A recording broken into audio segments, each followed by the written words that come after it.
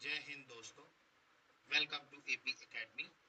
आज हम लोग पढ़ेंगे भोपाल डायनेस्टी के बारे में, भोपाल रियासत। देखिए, लास्ट क्लास में हम लोगों ने होलकर्स पढ़े थे और इसके पहले हम लोगों ने सिंधिया पढ़े थे। मैंने बताया था आपको कि हम लोग एमपीपीएससी का जो सिलेबस है उसको पूरा हर टॉपिक को कवर करेंगे अकॉर्डिंग टू सिलेबस। और आज जो हम टॉपिक पढ़ने वाले हैं वो है भोपाल रियासत, भोपाल डायनेस्टी। ये भी आपका पार्ट ए पेपर 1 और यूनिट 5 में दिया हुआ है, सिंधिया और होलकर के अलावा। देखिए, भोपाल रियासत की अगर हम बात करें तो इसके साथ जो नाम जुड़ता है वो जुड़ता है दोस्त मोहम्मद खान का। क्योंकि दोस्त मोहम्मद खान वही वो व्यक्ति थे जिन्होंने भोपाल रियासत की स्थापना करी। तो सबसे पहले हम पढ़ेंगे दोस्त मोहम्मद खान के बारे में। क्योंकि दोस्त मोहम्मद खान ही संस्थापक थे भोपाल रियासत के, तो हम देखेंगे कि किस तरीके से दोस्त मोहम्मद खान का जो है करियर निकला और वो किस तरीके से भोपाल रियासत को जो है बना पाए। ठीक। तो सबसे पहले अगर हम बात करें तो सबसे पहले हम जो पढ़ेंगे वो पढ़ेंगे दोस्त मोहम्मद खान के बारे में। देखिए, दोस्त मोहम्मद खान बेसिकली अगर हम बात करें तो इनके पिता का नाम था नूर मोहम्मद खान। ठीक है। इनके जो फादर थे उनका नाम क्या था? नूर मोहम्मद खान। ठीक। और ये अफगानिस्तान में रहते थे। अफगानिस्तान में एक प्रजाति हुआ करती थी मिर्जई खेल। ठीक है। तो ये जो मिर्जई खेल प्रजाति थी, कबीला था एक तरीके सा। ठीक है, ट्राइब थी, कबीला। ठीक है। तो मिर्जा खेल कबीला जो था अफगानिस्तान में, वहां से इनका रिलेशन था दोस्त मोहम्मद खान का। और इनके पिताजी का नाम क्या था? नूर मोहम्मद खान। ठीक। अब दोस्त मोहम्मद खान की अगर हम बात करें तो सबसे पहला काम जो इन्होंने किया वो मुगल सेना को ज्वाइन किया। देखिए, अगर हम बात करें ज्वाइन दी मुगल आर्मी। ठीक है। अब हम देख रहे हैं दोस्त मोहम्मद खान ने किस तरीके से अभियान किए अपने और किस तरीके से विजय प्राप्त करी।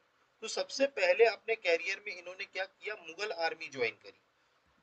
At that time, there was a competition among the youth of the world to join the Mughal army. One such Dost Muhammad Khan, who was an ambitious young man. देखिए, इस समय दुनिया के युवाओं में होड़ लगी रहती थी मुगलिया सेना में भर्ती होने। मतलब हर यूथ जो चाह रहा था वो चाह रहा था क्या? पूरे विश्व में कि हम मुगल सेना में भर्ती हो जाए। और ऐसे ही दोस्त मोहम्मद खान भी चूंकि एक महत्वाकांक्षी नौजवान था। ठीक है, एम्बिशियस यंग मैन था। शुरू से क्या था ये? बहुत एम्बिशियस था। इसके अलावा बात करें, he came to India to fulfil his ambition and join the Mughal army during the time of Aurangzeb. देखिए, अपनी महत्वाकांक्षाओं को पूर्ण करने के लिए भारत आया। मतलब दोस्त मोहम्मद खान कहाँ आया? भारत आया। और इसने औरंगजेब के समय मुगलिया सेना को ज्वाइन किया। मतलब जिस टाइम पर इसने मुगल सेना ज्वाइन करी थी उस टाइम पर मुगल बादशाह कौन थे? औरंगजेब। ठीक है। तो ये अब चूंकि महत्वाकांक्षी व्यक्ति था तो इसने अपनी महत्वाकांक्षा को पूरा करने के लिए इसने क्या ज्वाइन करी? मुगल आर्मी। इसके अलावा बात करें, मुगल एम्परर एक हुआ करते थे फारूक सियर। इनके बारे में पढ़ेंगे हम जब मुगल्स पढ़ेंगे। ठीक है। तो ये जो मुगल एम्परर थे फारूक सियर, इन्होंने ही दोस्त मोहम्मद को खान की उपाधि दी थी। ये आपको याद रखना है, ये पॉइंट बहुत इंपॉर्टेंट है कि दोस्त मोहम्मद खान को खान की उपाधि किसने दी थी? Who gave the title of Khan to Dost Mohammad Khan? तो वो थे मुगल एम्परर फारूक सियर। ठीक है। फारूक सियर ने क्या किया था? दोस्त मोहम्मद को खान की उपाधि दी थी। ठीक। तो ये इस तरीके से इन्होंने मुगलिया सेना में शामिल हुए। इसके बाद इनका जो सबसे पहला संघर्ष हुआ वो हुआ तरजी बेग के साथ। War with Tarji Beg. ठीक है। तरजी बेग देखिए कौन थे? देखिए, 1704 में अगर हम बात करें, इन 1704 AD, Dost Mohammad Khan came to Gwalior and fought with Tarji Beg, a rebel of Aurangzeb.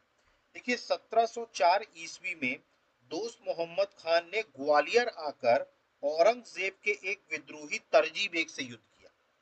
ठीक है। मतलब ये औरंगजेब का क्या था? विद्रोही था। ठीक है। तो दोस्त मोहम्मद खान ग्वालियर आया 1704 में और उसने किसके खिलाफ युद्ध किया? तरजी बेग से युद्ध किया। ठीक है। इसमें अगर हम बात करें, he killed Tarji Beg's commander Kaiksko Khan while riding an elephant. Ultimately Tarji Beg has to surrender. देखिए, इसने क्या किया? हाथी पर चढ़कर। ठीक है, हाथी पर चढ़कर इसने क्या किया? जो तरजी बेग का सेना नायक था, मतलब जो उनका कमांडर था जिसका नाम था काशको खान। काशको खान, ठीक है। तो ये तरजी बेग का क्या था, कमांडर था, तो उसको मार दिया इसने दोस्त मोहम्मद खान ने, किस पे चढ़कर, हाथी पर चढ़कर, ठीक है। अंततः क्या हो गया, अब जब कमांडर मर गया तो तरजी बेग को क्या करना पड़ा, आत्मसमर्पण करना पड़ा, मतलब उनको हथियार डाल देने पड़ गए, मतलब उनको क्या करना पड़ा, सरेंडर करना पड़ा। तो इस तरीके से तरजी बेग के खिलाफ दोस्त मोहम्मद खान ने युद्ध जीता, ठीक है। अब इसके बाद अगर हम बात करें, at that time of Aurangzeb's death in 1707, there was chaos in the Mughal Empire. During this period, Dost Muhammad Khan served as a mercenary in different princely states. देखिए अब हुआ क्या, 1707 में औरंगजेब की डेथ हो गई, ठीक है, और पूरे मुगल सल्तनत पे या पूरे मुगल साम्राज्य में अव्यवस्था फैल गई, मतलब केओस मच गया, ठीक है। इसी काल में दोस्त मोहम्मद खान जो था, क्योंकि देखिए दोस्त मोहम्मद खान सिर्फ एक सिपाही था मुगल आर्मी में, ठीक है। तो इस दरमियान जब औरंगजेब की डेथ हुई तब उस दरमियान दोस्त मोहम्मद खान को एज अ कहे जाए भाड़े का सिपाही, मतलब एक ऐसा सिपाही जो भाड़े के लिए काम करे, ऐसी जिंदगी इसको अलग अलग प्रांत के विभिन्न रियासतों में सेवा देनी पड़ी। मतलब 1707 में औरंगजेब की जब डेथ हुई तो दोस्त मोहम्मद खान को फिर एक तरीके से कहा जाए मर्सनरी के रूप में रहना पड़ा अलग अलग प्रिंसली स्टेट में, मतलब भाड़े के सिपाही। मतलब ये क्या करते थे, इनको कोई भी रियासत हो उस टाइम पर युद्ध के समय क्या करती थी, भाड़े पे जैसे सेना लेती थी वैसे ही दोस्त मोहम्मद खान भी भाड़े पर काम करते रहे, अलग अलग रियासतों में इन्होंने सेवा दी, ठीक है। अब इन्होंने जो शुरुआत करी थी अपनी नौकरी की, अगर हम बात करें दोस्त मोहम्मद खान ने, उसके बाद ये शुरुआत करी मालवा से। After coming to Malwa he first work for the king of Sitamau. देखिए मालवा आकर पहले सीतामऊ के राजा के पास नौकरी करी है। सीतामऊ एक जगह थी, वहां के राजा के यहाँ ये नौकरी करने आए। इसके बाद बात करें, after leaving the job in Sitamau, दोस्त Mohammad Khan kept his money and goods as security with Bhelsa Vidisha and fought with the landlord of Bunts Barley and got injured. देखिए सीतामऊ से नौकरी छोड़ करके वहीं पर एक व्यक्ति थे मोहम्मद फारूक हाकिम भेलसा, जिनका नाम था मोहम्मद फारूक हाकिम भेलसा, विदिशा के पास, ठीक है।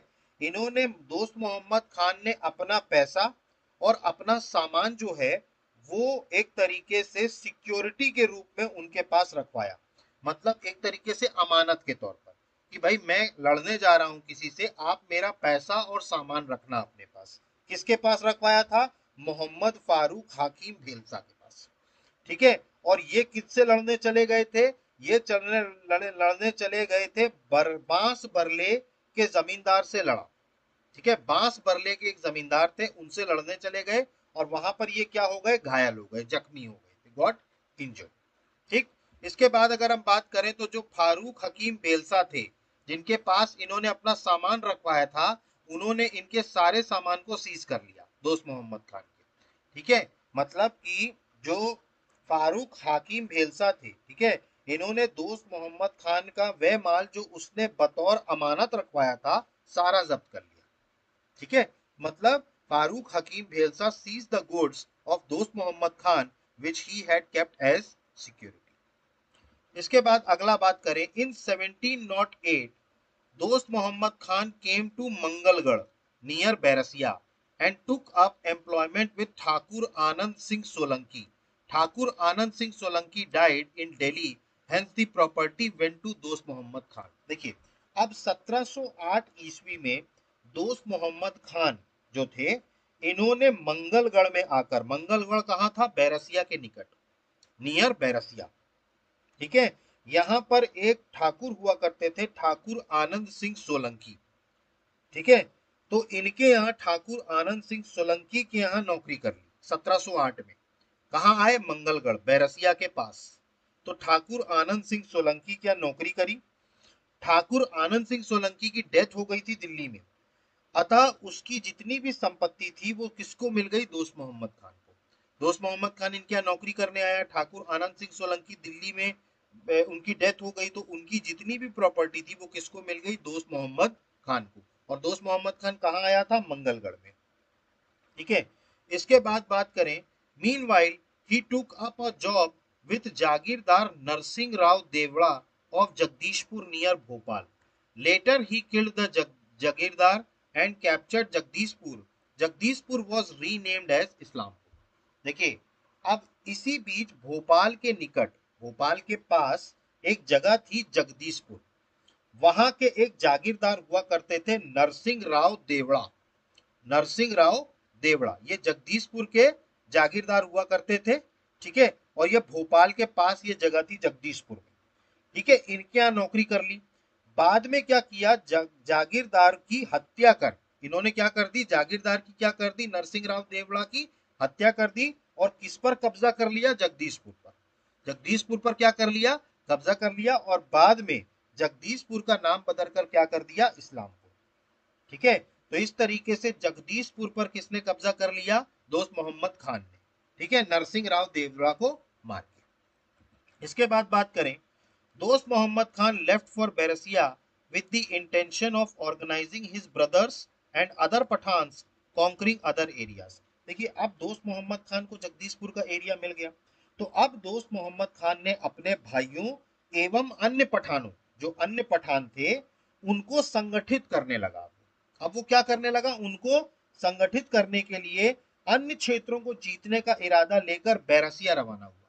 मतलब वो कहाँ रवाना हुआ? बैरसिया की तरफ रवाना हुआ, क्योंकि अब उसको और भी क्षेत्र जीतने थे।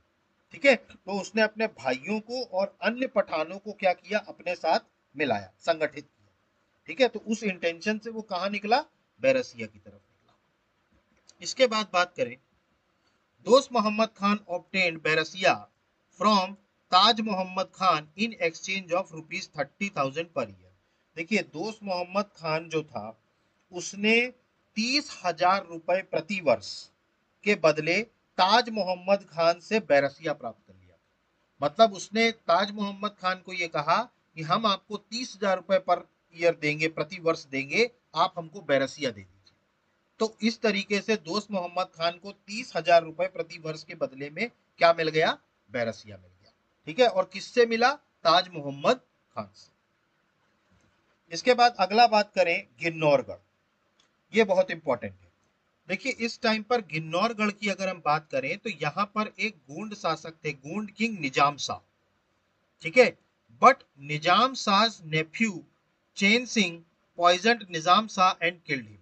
देखिए, गिन्नौरगढ़ में इस वक्त गोंड राजा निजाम शाह का शासन था। किसका था? निजाम शाह का। लेकिन किंतु निजाम शाह का एक भतीजा था, जिसका नाम था चैन शाह। निजाम शाह का एक भतीजा था, जिसका नाम था, क्या था? चैन शाह। उसने क्या कर दिया? निजाम शाह को जहर दे दिया, और जहर दे करके मार दिया। ठीक है, तो ये निजाम शाह कौन थे? गिन्नौरगढ़ में गोंड शासक। ठीक है, तो निजाम शाह के जो निजाम शाह का जो भतीजा था चैन सिंह, उसने क्या कर दिया? निजाम शाह को जहर दे दिया और उनको क्या कर दिया? मार दिया। इसके बाद बात करें, तो निजाम शाह की डेथ के बाद, after the death of Nizam Shah, his widow Rani Kamlapati sought help from Sardar Dost Mohammad Khan against Chain Singh. Dost Mohammad Khan defeated Chain Singh. देखिए, निजाम शाह की पत्नी थी, जिनका नाम था रानी कमलापति। आज जो हम हबीबगंज स्टेशन भोपाल में मौजूद है, उसका नाम बदल के क्या किया गया? रानी कमलापति। ठीक है, ये रानी कमलापति निजाम शाह की पत्नी थी, जो गोंड राजा, जो गिन्नौरगढ़ के राजा थे। अब निजाम शाह की डेथ के बाद, निजाम शाह की मृत्यु के पश्चात, उनकी विधवा जो थी रानी कमलापति, उन्होंने सरदार दोस्त मोहम्मद खान से मदद मांगी कि चैन सिंह के खिलाफ, चैन सिंह के विरुद्ध उनसे किससे मदद मांगी? सरदार दोस्त मोहम्मद खान से। अब दोस्त मोहम्मद खान ने क्या कर दिया? चैन सिंह को पराजित कर दिया। ठीक है, अब इसके बाद क्या हुआ? When Kamlapati was unable to pay ₹1 lakh as per the condition, the queen gave Bhopal to दोस्त मोहम्मद खान in return। देखिए, चूंकि शर्त ये थी कि दोस्त मोहम्मद खान मदद तो करेंगे, लेकिन 1 लाख रुपया लेंगे। ठीक है, तो दोस्त मोहम्मद खान ने चैन सिंह को हरा दिया।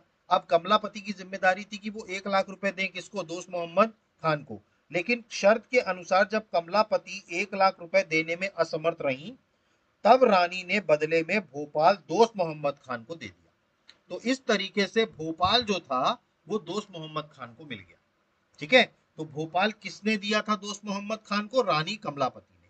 क्यों दिया था? क्योंकि इन्होंने शर्त रखी थी कि भाई 1 लाख रुपया हम आपको देंगे अगर आप चैन सिंह को हराते हैं। लेकिन चैन सिंह को दोस्त मोहम्मद खान ने हराया, लेकिन ये पैसे दे नहीं पाए।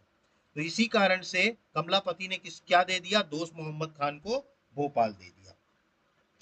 ठीक है, इसके बाद अगर हम बात करें, later after the death of Rani Kamlapati and her son Nawal Shah, Dost Mohammad Khan captured Ginnorgarh. देखिए, अब जब रानी कमलापति और उनके पुत्र नवल शाह की मृत्यु हो गई, तब दोस्त मोहम्मद खान ने किस पर कब्जा कर लिया? गिन्नौरगढ़ पर कब्जा कर लिया। ठीक है, क्योंकि ये गिन्नौरगढ़ के राजा थे।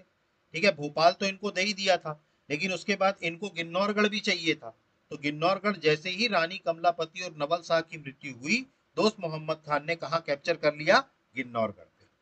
इसके बाद बात करें, after laying the foundation of Fatehgarh fort in Bhopal received from Rani Kamlapati, Dost Mohammad Khan assumed the title of Nawab on the same day in 1722 and started working as an independent chief. Now his capital was Islamnagar. देखिए, अब इसके बाद क्या हुआ?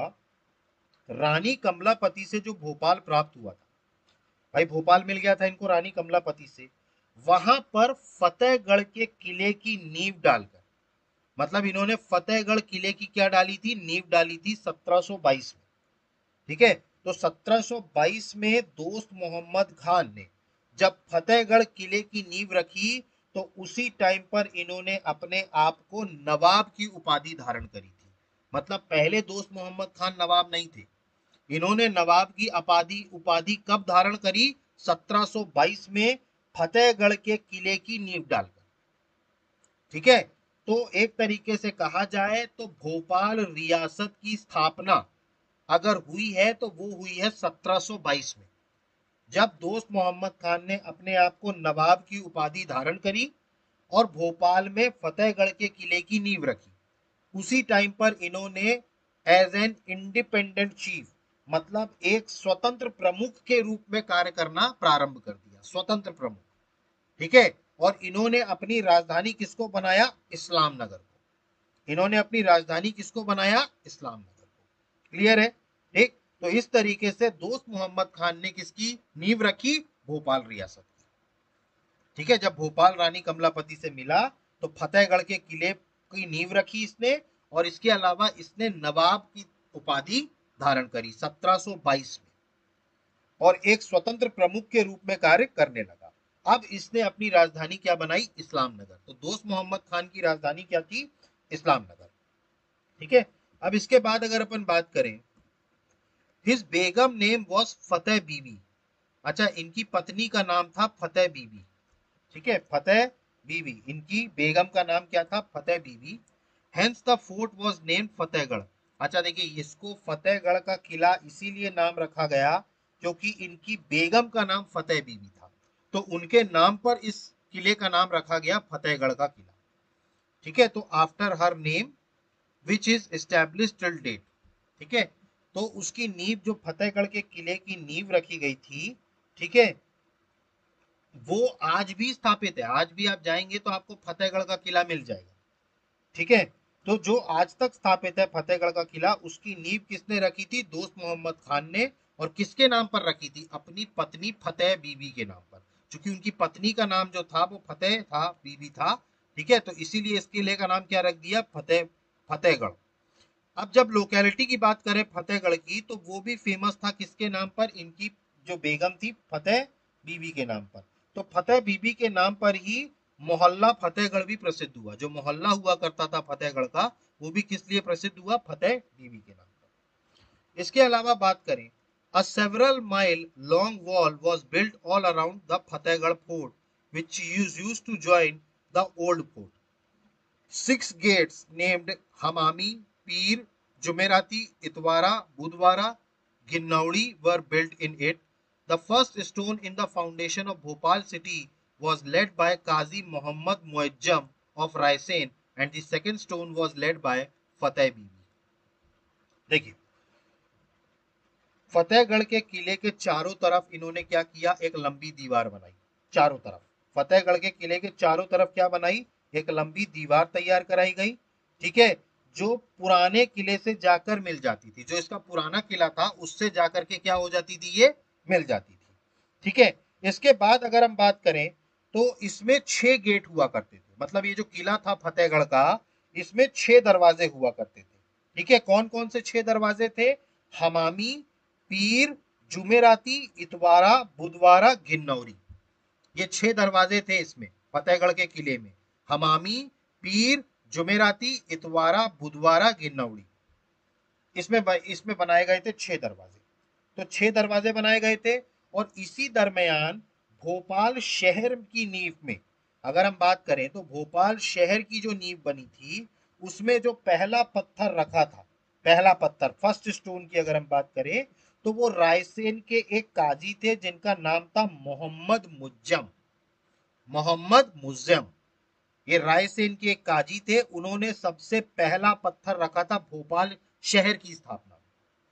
ठीक है, और जो दूसरा पत्थर रखा था वो दोस्त मोहम्मद खान की जो बेगम थी फतेह बीवी ने रखा था, फतेह बीवी। तो पहला जो पत्थर रखा था वो किसने रखा था? रायसेन के काजी थे मोहम्मद मुअज्जम। और जो दूसरा पत्थर रखा वो किसने रखा? फतेह बीवी ने। ठीक है, इसके अलावा अगर हम बात करें later Dost Mohammad Khan developed Bhopal as a city. तो बाद में कालांतर में दोस्त मोहम्मद खान ने भोपाल को शहर के रूप में विकसित किया। किस रूप में विकसित किया? शहर के रूप में। ठीक है, तो इस तरीके से दोस्त मोहम्मद खान ने क्या बनाया? शहर बनाया, भोपाल शहर। इसकी नींव किसने रखी थी? सबसे पहला पत्थर रखा रायसेन के काजी मोहम्मद मुअज्जम ने, और जो दूसरा पत्थर रखा वो किसने रखा? फतेह बीवी ने। ठीक है, इसके बाद अगर हम बात करें तो आगे गाड़ी बढ़ती है। तो on 13 March 1723 when Nizam was staying in Malwa, Dost Mohammad Khan came to meet him. देखिए 13 मार्च 1723 को जब निजाम मालवा में ठहरे हुए थे तब दोस्त मोहम्मद खान उनसे मिलने गए। ठीक है, क्योंकि मालवा आए हुए थे निजाम। ठीक है, तो मालवा में जब निजाम ठहरे हुए थे उसी समय दोस्त मोहम्मद खान उनसे मिलने।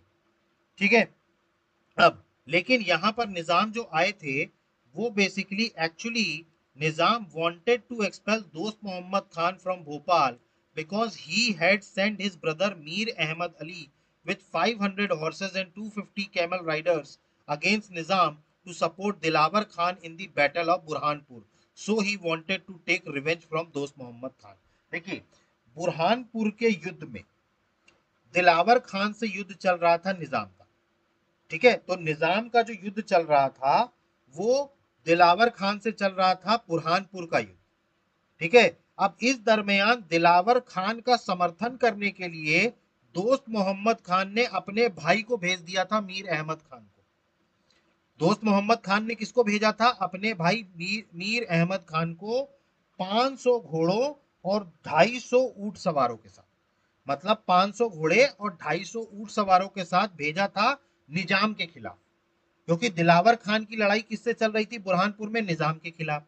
तो इसी कारण से निजाम जो थे वो दोस्त मोहम्मद खान से बदला लेना चाहते थे। किससे बदला लेना चाहते थे? दोस्त मोहम्मद खान से। क्यों? क्योंकि दोस्त मोहम्मद खान ने अपने भाई को भेजा था निजाम के ही खिलाफ, दिलावर खान की मदद करने के लिए। ठीक है, तो दिलावर खान का साथ देने के लिए बुरहानपुर की जंग में भेजा था किसने? दोस्त मोहम्मद खान ने अपने भाई को मीर अहमद खान को। किसके खिलाफ? निजामों के खिलाफ। तो इसलिए निजाम जो थे वो दोस्त मोहम्मद खान को भोपाल से निकालना चाहते थे, क्योंकि उनको बदला लेना था दोस्त मोहम्मद खान से। समझ में आया? ठीक है, तो निजाम जो थे वो एक्सपेल करना चाहते थे। ठीक, इसके बाद अगर हम बात करें तो Nizam's army captured the fort and Dost Mohammad Khan agreed to surrender. देखिए निजाम की सेना ने किले को हस्तांतरित कर लिया था, मतलब किले पर उन्होंने कब्जा कर लिया, और दोस्त मोहम्मद खान के पास कोई चारा नहीं बचा, उनको आत्मसमर्पण करना पड़ा। दोस्त मोहम्मद खान को क्या करना पड़ा? आत्मसमर्पण करना पड़ा। अब इसके बाद दोस्त मोहम्मद खान ने क्या किया? To please Nizam he sent his son Yar Mohammad Khan. Yar Mohammad Khan prayed for forgiveness यरगमाल। देखिए अब निजाम को प्रसन्न करने के लिए, चूंकि निजाम ने कब्जा कर लिया था तो इन्होंने क्या कर दिया? आत्मसमर्पण कर दिया। अब निजाम को प्रसन्न करने के लिए इन्होंने अपने पुत्र यार मोहम्मद खान को उनके साथ भेज दिया। ठीक है, मतलब दोस्त मोहम्मद खान के जो बेटे थे यार मोहम्मद खान, उनको कहां भेज दिया? निजाम के साथ भेज दिया। ठीक है, और यार मोहम्मद खान ने क्षमा के लिए प्रार्थना करी थी, मतलब ही प्रेड फॉर फॉरगिवनेस, मतलब क्षमा के लिए प्रार्थना करी थी कि हमें क्षमा कर दीजिए। इसी को क्या कहा गया? यर्गमाल। ठीक है, यर्गमाल। यर्गमाल का मतलब ही था जो यर मोहम्मद खान जो थे वो क्षमा के लिए प्रार्थना की उन्होंने।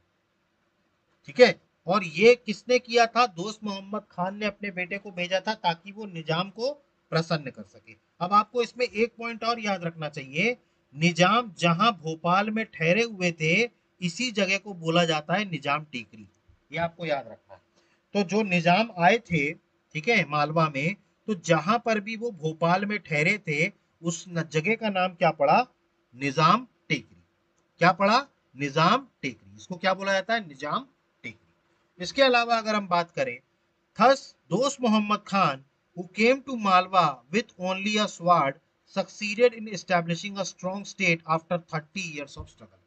देखिए, अंततः इस तरह दोस्त मोहम्मद खान जो मात्र एक तलवार लेकर के मालवा आया था, आज उसने एक शक्तिशाली, एक सुदृढ़ राज्य की स्थापना करने में सफल रहा 30 वर्षों के संघर्ष में।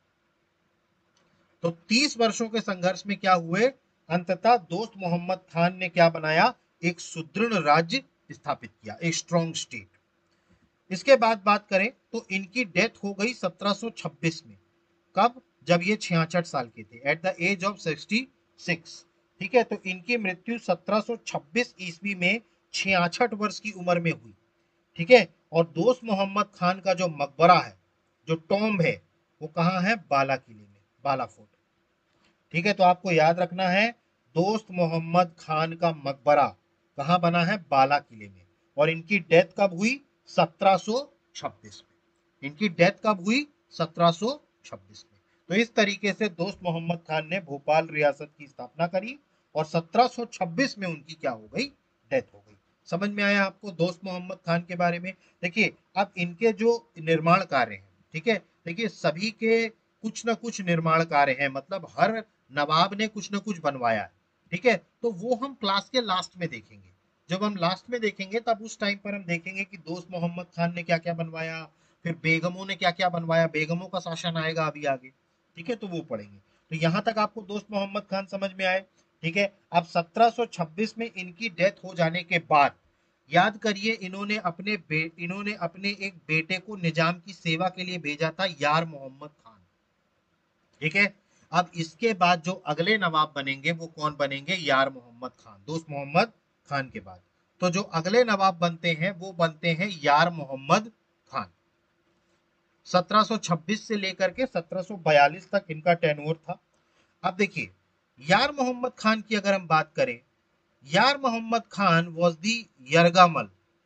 ठीक है, यरगामल कहलाते थे ये, क्योंकि a person from the royal family who gives as a guarantor by a king to another king so that the king does not break his promise. मतलब आप समझिए, यार मोहम्मद खान को अगर हम बात करें तो यार मोहम्मद खान को यरगामल कहा जाता था। क्या बोला जाता था? यरगामल कहा जाता था। मतलब एक ऐसा राजवंश का व्यक्ति जो किसी राज्य की ओर से दूसरे राजा को जमानत पे दिया गया। देखिए, निजाम से हार गए थे दोस्त मोहम्मद खान। ठीक है, अब दोस्त मोहम्मद खान दोबारा कुछ ऐसी हरकत ना करें, इसलिए इन्होंने अपने ही बेटे यार मोहम्मद खान को उनके पास क्या रखा था? जमानत पर रखा था, ताकि वह राजा अपनी प्रतिज्ञा भंग ना कर सके, so that the king does not break his promise. ठीक है, अब यार मोहम्मद खान जो थे, इनके जब पिता की हत्या हुई, इनके जब पिता की डेथ हुई, तो इस टाइम पर ये निजाम क्या सेवा दे रहे थे? ठीक है, मतलब ये कहां थे? निजाम के पास थे, हैदराबाद में। ठीक है, तो अपने पिता के शासन काल में ये कहां थे? हैदराबाद के निजाम के यरगमाल के रूप में थे। ठीक है, गारंटर के रूप में। अब at the time of Dost Mohammad Khan death, Yar Mohammad Khan was in Hyderabad. Therefore, Dost Muhammad Khan's younger brother Sultan Mohammad Khan was made the king. देखिए इस समय पर दोस्त मोहम्मद खान की मृत्यु के समय यार मोहम्मद खान जो थे वो हैदराबाद में थे। कहाँ थे? यार मोहम्मद खान हैदराबाद में। तो उसी टाइम पर दोस्त मोहम्मद खान के जो छोटे भाई थे जिनका नाम था सुल्तान मोहम्मद खान, वो गद्दी पर बैठा दिया गया उनको, क्योंकि यार मोहम्मद खान वहां थे नहीं, वो हैदराबाद में थे। ठीक है, तो दोस्त मोहम्मद खान के छोटे भाई थे सुल्तान मोहम्मद खान, उनको किसने बिठा दिया? गद्दी पर बिठाया गया। लेकिन जब निजाम को यह बात पता चली, when the Nizam came to know about this, he presented यार Mohammad Khan with the title of Nawab and royal attire and sent him to Bhopal. मतलब जब ये बात निजाम को पता चली, तो निजाम ने यार मोहम्मद खान को नवाब की उपाधि दी। मतलब उनको नवाब की उपाधि किसने दी? यार मोहम्मद खान को निजाम ने दी। तथा उनको शाही पोशाक भेंट करी, रॉयल अटायर। रॉयल अटायर का मतलब होता है शाही पोशाक, भेंट कर भोपाल की ओर रवाना किया। मतलब जब उनको पता चल गया कि उनका छोटा भाई गद्दी पर बैठ गया है, तब उन्होंने यार मोहम्मद खान को नवाब का टाइटल दिया, रॉयल अटायर दिया, और इनको वापस कहां भेज दिया? भोपाल भेज दिया। इसके बाद बात करें, सुल्तान Mohammad Khan voluntarily abdicated the throne and now यार Mohammad Khan became the next नवाब। अब देखिए जब ये वहां पहुंचे, तो सुल्तान मोहम्मद खान ने अपनी स्वेच्छा से ही राजगद्दी त्याग कर दी। ठीक है, तो अपनी स्वेच्छा से ही इन्होंने क्या कर दी? राजगद्दी को त्याग कर दिया। और अब यार मोहम्मद खान को क्या बना दिया गया? नवाब बना दिया गया। तो अब कौन नवाब बने? यार मोहम्मद खान। ठीक है, now after becoming the ruler, Yar Mohammad Khan never assume the title of nawab. देखिए अब जब ये शासक बनने के पश्चात यार मोहम्मद खान ने कभी भी नवाब की उपाधि धारण नहीं की। इनको नवाब की उपाधि दी किसने थी? निजाम ने दी, इन्होंने खुद धारण नहीं करी थी। जैसे आप याद करिए, दोस्त मोहम्मद खान ने नवाब की उपाधि खुद धारण करी, यार मोहम्मद खान ने नवाब की उपाधि धारण नहीं करी थी शासक बनने के बावजूद। क्लियर है? तो इस तरीके से यार मोहम्मद खान अब क्या बने? नवाब बने। अब इनके नवाब बनने के बाद जो इंसिडेंट हुआ, during his reign Maratha Peshwa Bajirao first attack the Nizam of Hyderabad. Nizam came to Bhopal with his army. Then in December 1737, Bajirao I defeated the combined army of Nizam and Bhopal in the Battle of Bhopal।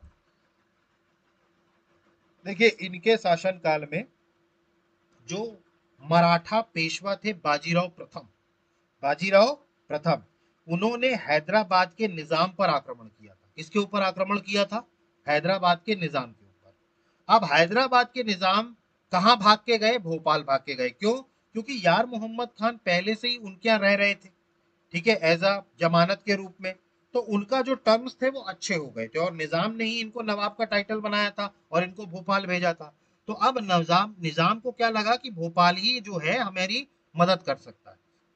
तो जब बाजीराव प्रथम ने आक्रमण किया हैदराबाद के निजाम के ऊपर, तब निजाम अपनी सेना सहित कहां आ गया? भोपाल आ गया। ठीक है, उसके बाद दिसंबर 1737 में बाजीराव प्रथम ने युद्ध लड़ा भोपाल का। याद रखना है आपको, भोपाल का युद्ध लड़ा गया था 1737 में। एक तरफ थे बाजीराव प्रथम और दूसरी तरफ थे निजाम और भोपाल की संयुक्त सेना, कंबाइंड आर्मी, निजाम की और भोपाल की। इन्होंने क्यों अटैक किया भोपाल पर? क्योंकि निजाम भाग गया था कहां? अपनी सेना को लेके भोपाल। ठीक है, और इस युद्ध में क्या कर दिया गया? बाजीराव प्रथम के द्वारा इन दोनों को क्या कर दिया गया? पराजित कर दिया गया। तो आपको याद रखना है, भोपाल का युद्ध, या हम कहें बाजीराव प्रथम भोपाल के युद्ध में किसके शासन काल में आए थे? तो वो थे नवाब यार मोहम्मद खान के, 1737 में। इसके बाद बात करें, 7 जनवरी 1738 को एक संधि हुई थी, दुरई सराय की संधि, treaty of Durai Sarai was signed between Peshwa Bajirao and Jai Singh second at Daroha Durai near Bhopal. देखिए 7 जनवरी 1738 को भोपाल के पास दोराहा या दुरई सराय कहा जाता है, इसमें पेशवा बाजीराव और जय सिंह द्वितीय के बीच एक शांति संधि दुरई सराय की संधि पर हस्ताक्षर हुए। तो आपको यह भी याद रखना है, 7 जनवरी 1738 को एक ट्रीटी साइन हुई दुरई सराय की, और ये किसके किसके बीच हुई? बाजीराव और जयसिंह के बीच हुई, भोपाल के पास। इसके बाद बात करें, the terms of this treaty were completely in favour of the Marathas. Nizam handed over the entire Malwa region and the entire power of the area from Narmada to Chambal to the Marathas. मतलब ये जो संधि हुई ये पूरी तरीके से पूर्णतः मराठों के अनुकूल हुई, क्योंकि मराठे युद्ध जीते थे। तो ये जो संधि हुई थी वो किसके किसके जो हुई थी, वो दुराई सराय की जो संधि हुई थी ये किसके किसके बीच में हुई थी। ठीक है, तो इस आई एम सॉरी ये जयसिंह नहीं है, आई एम सॉरी, ये कैंसिल कर दीजिएगा, आई एम सॉरी, ये जयसिंह नहीं है, यहाँ निजाम आएंगे क्योंकि निजाम से युद्ध हुआ था। ठीक है, तो ये पेशवा बाजीराव और निजाम के बीच में हुई थी दुराई सराय की संधि। सॉरी, जयसिंह काट दीजिएगा, जयसिंह नहीं है, वहां गलती से लिख गया, ये होगा निजाम। ठीक है, तो 7 जनवरी 1738 को एक शांति समझौता हुआ दुराई सराय में भोपाल के पास। ये ट्रीटी पूरी तरीके से मराठाओं के फेवर में रही, क्योंकि निजाम ने पूरा जो मालवा का क्षेत्र था, नर्मदा से लेके चंबल तक का पूरा इलाका जो था वो किसको दे दिया, मराठाओं को दे दिया। क्लियर, तो जो पूरा एंटायर मालवा रीजन था वो किसको मिल गया, मराठाओं को मिल गया इस संधि के। ठीक है, तो ये थे नवाब यार मोहम्मद खान। ठीक है, अब इनके निर्माण कार्य भी हम आगे देखेंगे। मैंने आपको बताया था कि हर सुल्तान ने, हर नवाब ने कुछ ना कुछ बनवाया था, तो इनका निर्माण कार्य भी जो है वो हम आगे देखेंगे। ठीक है, तो इस तरीके से नवाब यार मोहम्मद खान का समय भी समाप्त हुआ। अब इनके बाद जो अगले बनते हैं वो बनते हैं नवाब फैज मोहम्मद खान। जो अगले नवाब बनते हैं वो कौन बनते हैं, फैज मोहम्मद खान। इनका टेन्योर था 1742 से लेकर के 77 तक। ठीक है, नवाब फैज मोहम्मद खान। ठीक है, अब देखिए ये किनके बेटे थे, ये यार मोहम्मद खान के बेटे थे। किसके बेटे थे, यार मोहम्मद खान के। ठीक है, तो ये यार मोहम्मद खान के बेटे थे फैज मोहम्मद खान। ठीक है, इनके पिता का नाम क्या था, यार मोहम्मद खान। अब अगर हम इनके प्रशासन की बात करें तो चूंकि ये he was of religious nature, he was not much interested in the state affairs. देखिए नवाब जो फैज मोहम्मद खान है ना, ये धार्मिक प्रवृत्ति के थे, रिलीजियस नेचर। ठीक है, इनका राज्यकाज में ज्यादा कोई रुचि नहीं थी, मतलब स्टेट अफेयर्स में इनका कोई बहुत ज्यादा इंटरेस्ट नहीं था, ये रिलीजियस नेचर के थे। इसके बाद बात करें, he left the administration completely to Mamola Sahiba and his ministers. देखिए इन्होंने इसके प्रशासन पूरी तरीके से मामूला साहिबा और एवं मंत्रियों पर छोड़ दिया था। ठीक है, इसने अपना पूरा जितना भी एडमिनिस्ट्रेशन था वो किस पर छोड़ दिया था, मामूला साहिबा पर और अपने मंत्रियों पर। इवन बात करें, separating the income of ₹4 lakh per year from the state for his expenses, he made his younger brother Yasin Mohammad Khan the ruler of the rest of the state. देखिए चूंकि अपने खर्चे के लिए, ठीक है, क्योंकि इनका खुद का खर्चा भी होता था और ये धार्मिक प्रवृत्ति के थे, तो इनको बहुत ज्यादा राजकाज में इंटरेस्ट नहीं था। तो इन्होंने अपने खर्चे के लिए 4 लाख रुपए प्रति वर्ष की आमदनी रियासत से अलग कर ली। मतलब रियासत का जो एक्सपेंसेस थे उससे 4 लाख रुपए साल भर के अपने लिए, अपने खर्च के लिए अलग किया, और शेष जितनी भी रियासत थी पूरी वो अपने छोटे भाई यासीन मोहम्मद खान को मुख्तार बना दिया। मतलब बाकी जितनी जगह थी सबका रूलर उसको बना दिया, यासीन मोहम्मद खान को, और खुद अलग हो गए अपने खर्च के लिए बस 4 लाख रुपए प्रति वर्ष लेकर। ठीक है, क्योंकि इनका राज्य के उसमें बहुत ज्यादा हस्तक्षेप नहीं था। ठीक है, अब इसी दरमियान इनके चाचा हुआ करते थे जिनका नाम था सुल्तान मोहम्मद खान। याद करिए, यार मोहम्मद खान के जो है मतलब इनके भाई हुआ करते थे सुल्तान मोहम्मद खान। ठीक है, तो he fought for the throne with his uncle Sultan Muhammad Khan, in which Vijay Ram and Hulsa Rai helped नवाब फैज मोहम्मद खान। देखिए राजगद्दी के लिए इन्होंने अपने चाचा से युद्ध किया था, क्योंकि इनके चाचा ने विद्रोह कर दिया था। इनके चाचा का नाम क्या था, सुल्तान मोहम्मद खान। तो राजगद्दी के लिए इनका युद्ध हुआ था चाचा सुल्तान मोहम्मद खान से, जिसमें विजय राम और हुला सराय इन दोनों ने नवाब फैज मोहम्मद खान की सहायता करी। ठीक है, तो ये जो हुला सराय और विजय राम है इन्होंने किसकी मदद करी थी, नवाब फैज मोहम्मद खान की। The battle took place in the grounds of Idgah. At this time Nawab Faiz Mohammad Khan army was led by Syed Mohammad. He was killed in this battle. Ultimately, Faiz Mohammad Khan was victorious. देखिए ये युद्ध हुआ कहां पर? ईदगाह के मैदान में। कहां पर युद्ध हुआ? ईदगाह के मैदान में युद्ध हुआ। इस समय जो नवाब फैज मोहम्मद खान के सेनापति थे, मतलब आर्मी को जो लीड कर रहे थे, वो कौन कर रहे थे? सैयद मोहम्मद। ठीक है, तो सैयद मोहम्मद क्या कर रहे थे? इनकी सेना को लीड कर रहे थे। ठीक है, वो इस युद्ध में भले ही मारे गए, मतलब सैयद मोहम्मद क्या हो गए? मारे गए, लेकिन अंततः फैज मोहम्मद खान क्या हुए? इसमें विजयी हुए। मतलब अपने चाचा सुल्तान मोहम्मद खान से कौन जीता? फैज मोहम्मद खान। और ये युद्ध हुआ कहां था? ईदगाह के मैदान में। इसके बाद बात करें, but on the request of Nawab Yar Mohammad Khan widow wife Mamola Bibi. ठीक है, ममोला बीबी, ममोला साहिबा ही है ये, Mamola Bibi, Rahatgarh and the surrounding estates were given to Sultan Mohammad Khan. In return Sultan Mohammad Khan gave up his claim to become the Nawab of the state. देखिए अब हुआ क्या, अब युद्ध तो नवाब फैज मोहम्मद खान जीत गए, ठीक है, लेकिन किंतु नवाब यार मोहम्मद खान की एक विधवा थी जिनका नाम था ममोला बीबी। याद करिए, इन्होंने अपना पूरा एडमिनिस्ट्रेशन ममोला साहिबा के नाम पे छोड़ा था। ये वही ममोला बीबी है जो इनकी माता जी थी और इनके मंत्रियों पर। ठीक है, तो इनके उस पर, किस पर? इनके आस, ठीक है, तो इनके आह्वान पर नवाब यार मोहम्मद खान की पत्नी ने जो थी विधवा ममोला बीबी, उन्होंने इनसे रिक्वेस्ट करी कि राहतगढ़ और उसके आसपास की जागीर सुल्तान मोहम्मद खान को दे दीजिए। ठीक है, बदले में सुल्तान मोहम्मद खान जो है वो नवाब बनने का दावा छोड़ देगा। ठीक है, तो ऐसा हुआ कि राहतगढ़ और उसके आसपास के क्षेत्र जो थे, उसकी जागीर किसको दे दी गई? सुल्तान मोहम्मद खान को, इनके चाचा को। और सुल्तान मोहम्मद खान ने फिर रियासत का नवाब बनने का दावा छोड़ दिया। और ये किसके कहने पर नवाब यार मोहम्मद खान ने किया था? अपनी जो उनकी माता जी थी ममोला बीबी। ठीक है, फैज मोहम्मद खान ने, सॉरी, यार मोहम्मद खान की विधवा थी ममूला बीबी। क्लियर हुआ ये? ठीक, इसके बाद बात करें, he was given the title Faiz Uddaula Bahadur Fateh Jung from Delhi. Also charter of Raisen was given. अब देखिए, दिल्ली से उन्हें किताब फैज, खिताब अगर हम बात करें तो दिल्ली से उनको एक खिताब मिला, किस नाम से? फैज उछौला बहादुर फतेह जंग। फैज उदौला बहादुर फतेह जंग, फैज उदौला बहादुर फतेह जंग, ये दिल्ली से इनको टाइटल मिला।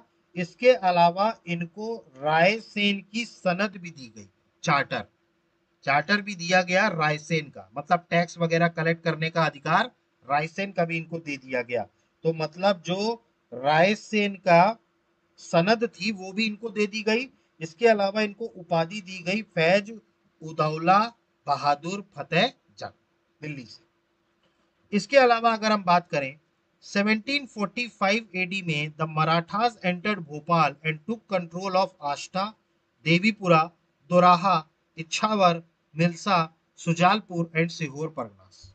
देखिए 1745 ईस्वी के आसपास मराठाओं ने भोपाल में प्रवेश किया। देखिए मराठा क्या हो रहे थे? अब ऊपर जा रहे थे।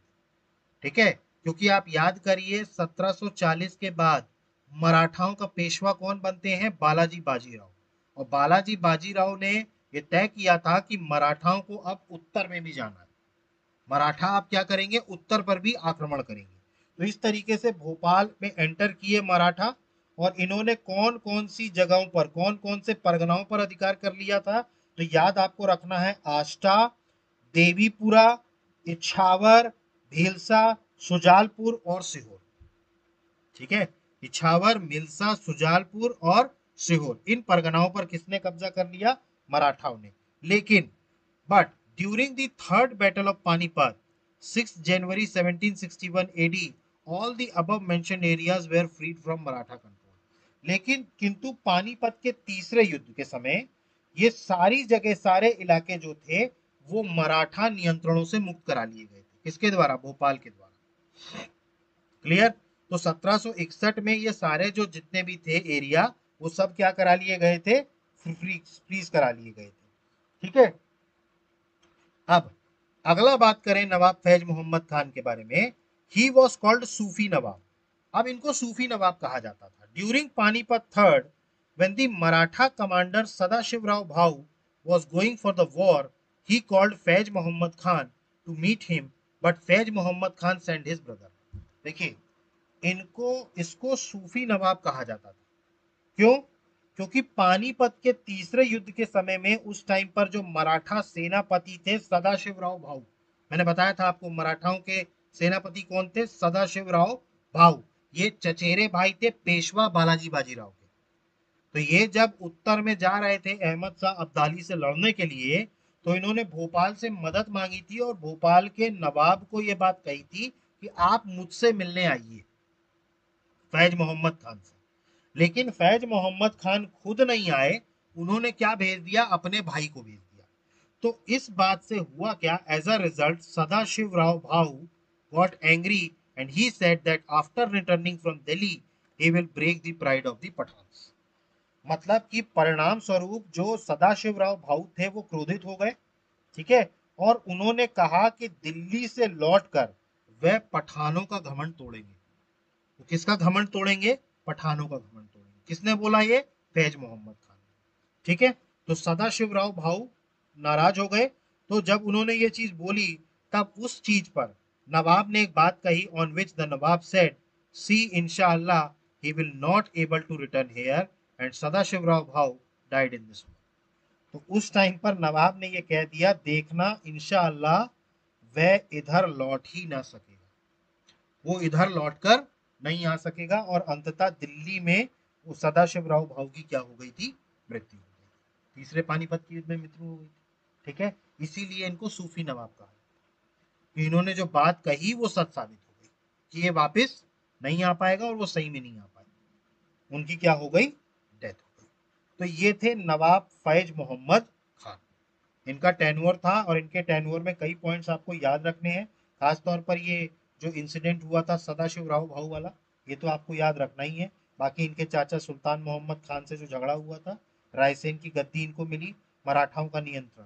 ठीक है, अब इनके बाद जो अगले नवाब बनते हैं वो बनते हैं नवाब हयात मोहम्मद खान। अगले जो वो बनते हैं वो बनते हैं नवाब हयात मोहम्मद खान। ये फैज मोहम्मद खान के भाई थे। फैज मोहम्मद खान के ये भाई थे। तो इनके भी पिता, अगले जो नवाब बनते हैं इनके भी पिता कौन थे, यार मोहम्मद खान। तो अगले जो नवाब बने वो बने फैज मोहम्मद खान के बाद हयात मोहम्मद खान। 1778 से लेकर के 1808 तक का इनका टेन्योर रहा। ठीक है, इनके बारे में अगर हम बात करें तो हयात Mohammad Khan ascended the throne on 30th January 1778 1192 Hijri. He was resisted by सलूहा Begum wife of the late नवाब। देखिए, हयात मोहम्मद खान ने 30 जनवरी 1778 को, ठीक है, अब देखिए 1778 इसमें था, लेकिन हिजरी कैलेंडर के हिसाब से 1192। देखिए ये हिजरी संवत है, हिजरी ने भी अपना कैलेंडर निकाला था। हम जब पढ़ेंगे तो बताएंगे। तो हिजरी कैलेंडर जो था उसके मुताबिक 1192 में ये गद्दी पर बैठे। लेकिन जैसे ही ये गद्दी पर बैठे तो उस टाइम पर जो अपने फैज मोहम्मद खान थे उनकी पत्नी थी, ठीक है, सालेहा बेगम। सालेहा बेगम, उन्होंने इनका विरोध किया था, हयात मोहम्मद खान का। इसका क्या किया था, विरोध किया था सलेहा बेगम ने। But on the advice of Manjhi Mamula, Saleha Begum accepted Hayat Mohammad Khan as a successor. अब देखिए ममोला बीबी जो थी, जो किसकी माता जी थी, इनकी हयात और फैज मोहम्मद खान की, उनके सलाह पर सलेहा बेगम ने मोहम्मद हयात मोहम्मद खान को अपना उत्तराधिकारी मान लिया। मतलब पहले सलेहा बेगम ने क्या किया, इसका विरोध किया, हयात मोहम्मद खान का। बाद में जब उनकी ममोला बीवी ने उनको समझाया, तब सलेहा बेगम ने हयात मोहम्मद खान को उत्तराधिकारी के रूप में मान लिया। अब अगर हम बात करें तो Manjhi Mamola continue to look after the work of the state. अब जो ममोला बीबी थी, ठीक है, वो रियासत का काम फिर भी देखती रही, लेकिन बाद में जल्दी Hayat Mohammad Khan took all the powers in his hand. जल्दी ही क्या किया, हयात मोहम्मद खान ने सारी शक्तियां अपने हाथ में ले ली। ठीक है, इसके बाद अगर हम बात करें 13 नवंबर 1780 को Faulad Khan was murdered and Chhote Khan was made the diwan of the state on the advice of Manjhi Mamula. देखिए 13 नवंबर 1780 को फौलाद खान की हत्या कर दी गई और छोटे खान को मांझी ममूला की सलाह पर दीवान रियासत बनाया गया। मतलब इनको दीवान बना दिया गया, मतलब इनके पहले दीवान कौन थे? फौलाद खान। फौलाद खान की क्या कर दी गई? हत्या करवा दी गई। और फौलाद खान की जगह पर अब दीवान किसको बनाया गया? छोटे खान को। किसके कहने पर? ममूला के कहने पर। ठीक है, तो मांझी ममूला जो थी इनकी सलाह पर इनको दीवान बनाया गया। इसके अलावा बात करें और भी कई सारे many diwans and ministers influenced his rule among whom Amir Mohammad Khan, हिम्मत राम, वाइफ असमत बेगम, वजीर मोहम्मद खान, लाला केसरी कायस्था, यासिन मोहम्मद खान एक्सेट्रा वर प्रोमिनेंट। अब देखिए इनके शासन काल में अनेक दीवान और मंत्रियों का प्रभाव रहा, जिसमें कौन कौन थे? अमीर मोहम्मद खान, हिम्मत राम, इनकी पत्नी असमत बेगम, इसके अलावा वजीर मोहम्मद खान, लाला केसरी कायस्थ, यासीन मोहम्मद खान आदि ये सारे प्रमुख थे। ये इनके समय में क्या थे? इनके समय में इनके दीवान और मिनिस्टर हुआ करते थे। इसके अलावा एक पॉइंट आपको इनके और याद रखना है, इन्हीं के समय में अंग्रेज शासक आए थे यहाँ पर, कर्नल गोडार्ड। इसी इन्हीं के समय में during this time colonel Goddard reach Bhopal on 2 September 1778 है, ये सॉरी 1778, ये 1777 नहीं है, 1778 है।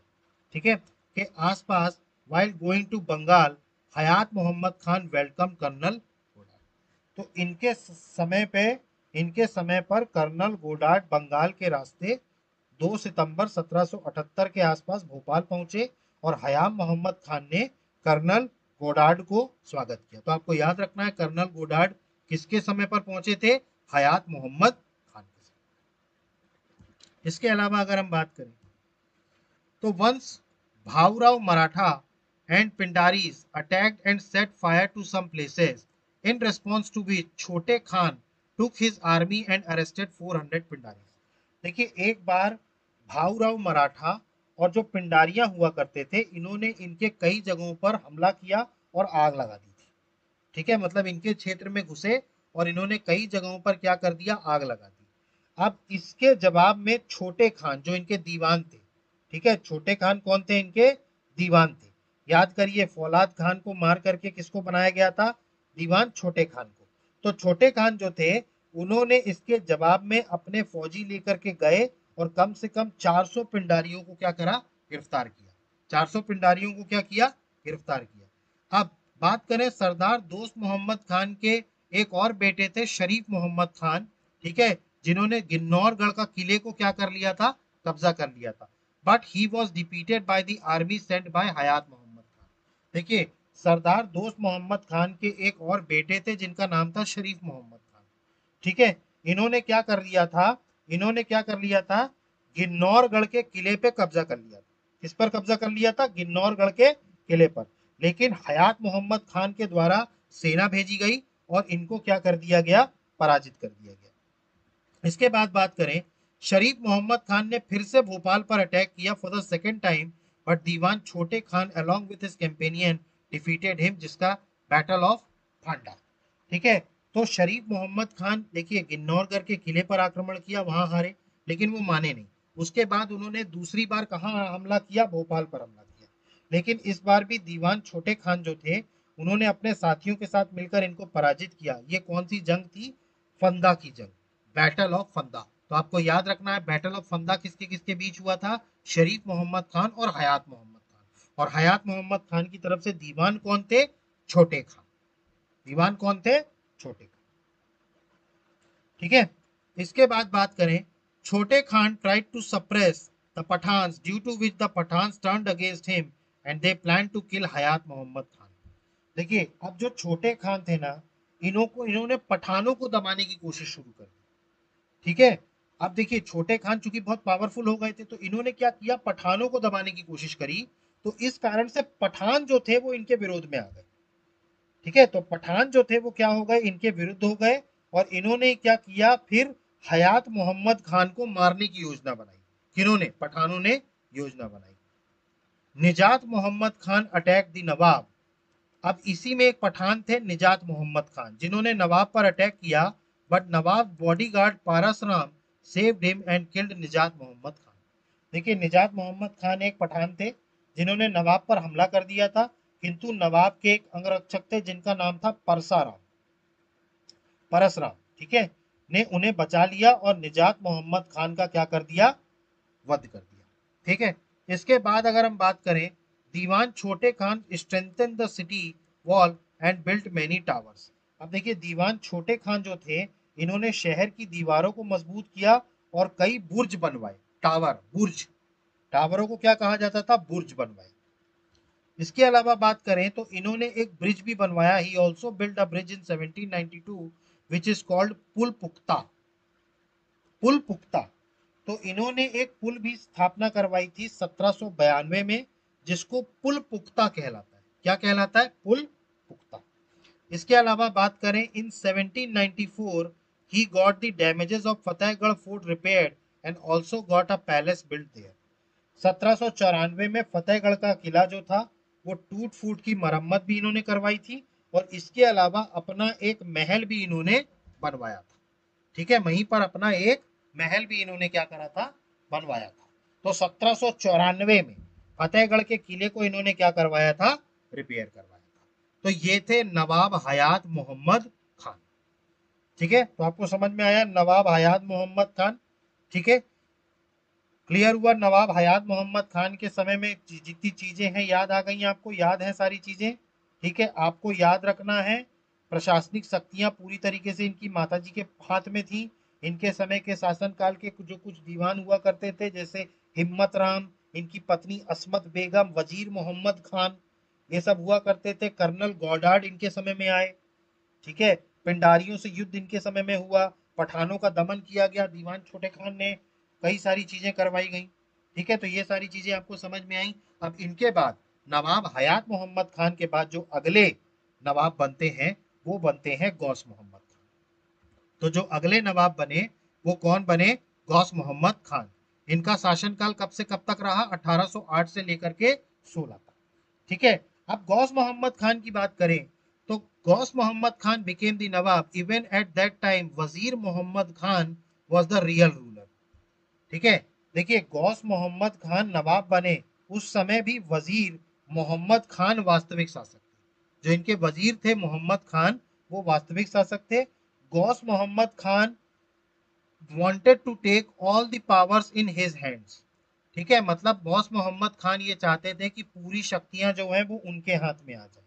अब इसके बाद अगर हम बात करें, in 1809 Sadiq Ali the commander of the Nagpur army who had laid siege to Chandpur Bari was asked by Ghaus Mohammad Khan to come to Bhopal and excel वजीर मोहम्मद खान।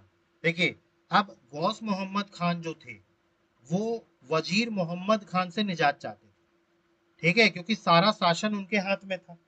तो 1809 में नागपुर की सेना का सेनापति हुआ करता था सादिक अली। नागपुर की सेना का सेनापति कौन हुआ करता था? सादिक अली। ठीक है, जिसने किसकी घेराबंदी करके रखी हुई थी? चौनपुर बाड़ी की। चौनपुर बाड़ी की घेराबंदी करके रखी हुई थी। उसको गौस मोहम्मद खान ने कहा, भोपाल आने का न्योता दिया और वजीर मोहम्मद खान को निष्कासित करने को कहा। मतलब उन्होंने कहा गौस मोहम्मद खान ने इनको, सादिक अली को, कि आप भोपाल आइए और वजीर मोहम्मद खान को क्या करिए, आप हटाइए, एक्सपेल करिए वजीर मोहम्मद खान को। इसके बाद बात करें, Wazir Mohammad Khan suddenly came from Ginnaurgarh at this time. Wazir Mohammad Khan pressurised Ghaus Mohammad Khan and got some people, Lalji Mustafa, Lala Roopchand crushed under the elephant's feet. Bakshi Benilal and Munshi Surajmal were shot dead and two Brahmins were pressurized to drink cow's blood। देखिए, वजीर मोहम्मद खान उस समय गिन्नौरगढ़ से अचानक आया। वजीर मोहम्मद खान ने गौस मोहम्मद खान पर दबाव डालकर कुछ व्यक्तियों, जैसे लालजी मुस्तफा, लाला रूपचंद को हाथी के पैरों तले कुचलवा दिया। ठीक है, लालजी मुस्तफा, लाला रूपचंद को क्या कर दिया? हाथी के पैरों तले नीचे कुचलवा दिया। इसके अलावा बख्शी बेनीवाल और मुंशी सूरजमल को बंदूक से उड़ा दिया।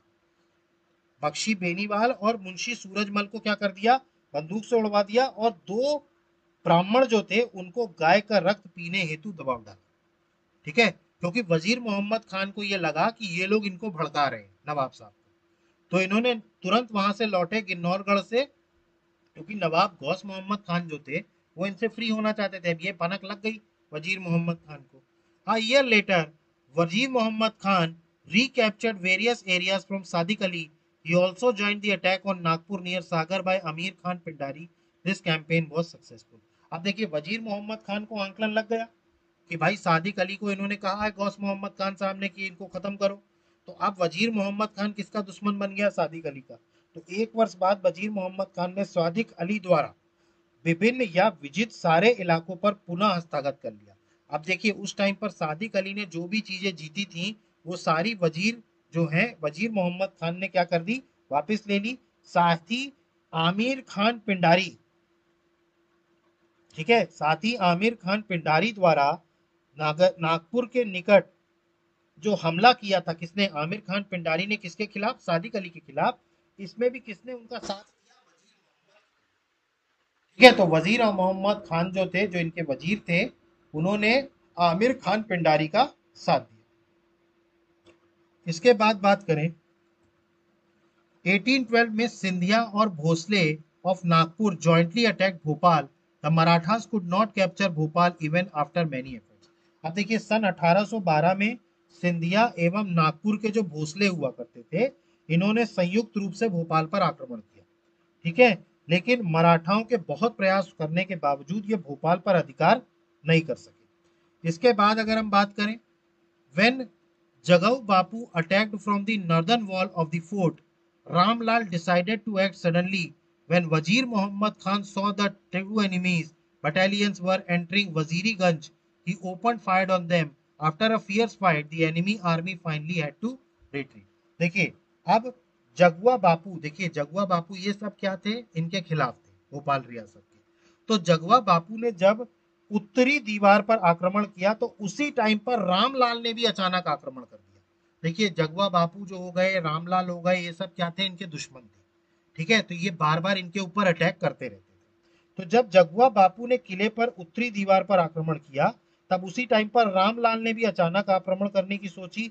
अब वजीर मोहम्मद खान जो था, इसने जब देखा कि दो शत्रु सेनाओं की जो इनका जो वजीरगंज जो है यहाँ पर प्रवेश करने की सोच रहे हैं, तब इन्होंने इनके ऊपर बंदूक चलवा दी और भीषण संघर्ष के बाद दोनों शत्रु सेनाओं को पीछे लौटना पड़ा, ठीक है। तो ये जगुआ बापू और रामलाल को लौटना पड़ा। इसके बाद बात करें, Jaguar Bapu had exerted a lot of pressure with his entire army on Peer Gate. वजीर Mohammad Khan attacked with his safe army. अब देखिए पीर गेट पर जगुआ बाबू ने अपनी संपूर्ण सेना से बहुत अधिक दबाव बढ़ा दिया था। देखिए जगुआ बापू की सेना बहुत बड़ी थी और इन्होंने क्या कर दिया था, बहुत अधिक दबाव बना दिया था पीर गेट पर, ठीक है। पीर गेट याद करिए, गेट हुआ करता था, ठीक है, ठीक है, गेट हुआ करता था किले का। तो वजीर मोहम्मद खान ने अपनी सबसे सुरक्षित फौज के साथ वहां पर आक्रमण किया। इसके बाद बात करें, one day Wazir Mohammad Khan and Nawab Ghaus Mohammad Khan went out to see सूफी संत Mastan Shah. They were surrounded by 10,000 men and 5,000 horsemen. वजीर Mohammad Khan showed amazing courage in defending them. देखिए एक दिन वजीर मोहम्मद खान और नवाब गौस मोहम्मद खान जो थे, ये सूफी संत मस्तान शाह को देखने बाहर गए, ठीक है, ठीक है। अब इस दरमियान इनको क्या किया गया, 10,000 आदमियों और 5,000 घुड़सवारों ने घेर लिया, लेकिन यहाँ पर भी वजीर मोहम्मद खान ने उन्हें पराजित करने में अद्भुत साहस दिखाया, ठीक है। तो वजीर मोहम्मद खान ने यहाँ पर भी उनको क्या कर दिया, पराजित कर दिया। इसके बाद बात करें, जो पांचवा आक्रमण इनके ऊपर हुआ was made towards Atta Suja Khan on the second day when Jagua Bapu's force reached near Chota Talab and then near Burj Tej Pawad. Then the Bhopal forces set to fire to the mine and attacked Jagua Bapu's force. Many soldiers were killed and the enemies withdraws its force. देखिए जब पांचवा आक्रमण हुआ, ये अट्टा सुजा खान की ओर से हुआ, अट्टा सुजा खान। और वहीं दूसरे दिन याद करें जब जगुआ बापू की सेनाएं छोटे तालाब के निकट पहुंची और फिर बुर्ज बेस्टॉन, बुर्ज क्या होता है, बेस्टॉन के निकट, तब भोपाल की सेनाओं ने बारूदी सुरंग में आग लगा दी। जो इनकी बारूदी सुरंग थी उसमें क्या कर दिया, आग लगा दी और जगुआ बापू की सेना पर आक्रमण कर दिया। बहुत से सैनिक मारे गए और शत्रु ने अपनी सेनाएं हटा ली। शत्रुओं ने क्या करी, अपनी सेना हटा ली। क्लियर। इसके बाद वजीर Mohammad Khan was troubled by the long siege of the Marathas, but Baba Mastan Shah said that you should continue the fight. God will be with you again. At this time, Dongar Singh, a guard of the old fort, joined the enemy. The men of the enemy's army took advantage and entered Kamla Park, located at the tomb of Faiz Bahadur Khan. Wazir Bahadur Khan fought bravely and pushed them back. अब देखिए इस time पर हुआ क्या, वजीर मोहम्मद खान जो थे वो बहुत लंबे समय से मराठाओं से घिरने से परेशान हो चुके थे। परंतु जो बाबा मस्तान शाह थे उन्होंने कहा कि तुम लड़ाई जारी रखो, ईश्वर फिर से तुम्हारे साथ होगा।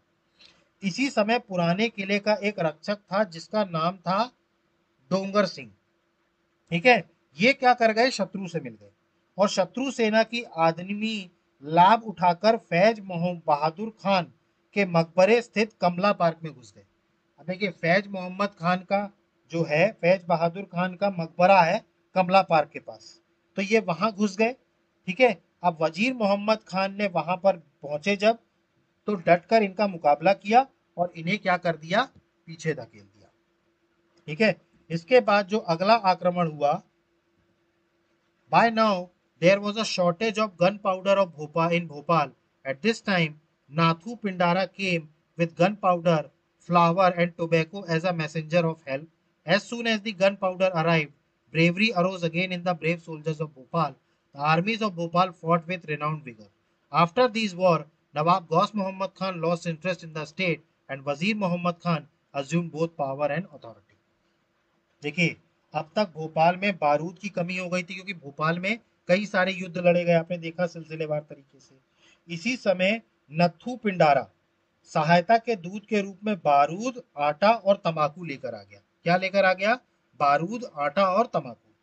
ठीक है, और बारूद आते ही भोपाल के सैनिकों में फिर से वीरता जाग उठी क्योंकि भाई इनकी सेना फिर से वो हो गई क्योंकि बारूद आ गया। अब जैसे ही बारूद आया, ठीक है, तो नए जोश के साथ भोपाल की सेनाएं क्या हो गई, युद्ध किया। ठीक है, अब इतने सारे युद्धों के बाद नवाब गौस मोहम्मद खान की राज्य पे कोई जूती रही नहीं और इन्होंने वजीर मोहम्मद खान को ही क्या सौंप दी, शक्ति और सत्ता दोनों वजीर मोहम्मद खान। ठीक है, तो ये था गौस मोहम्मद खान। ठीक, तो आज की क्लास हम यहीं पर स्टॉप करते हैं।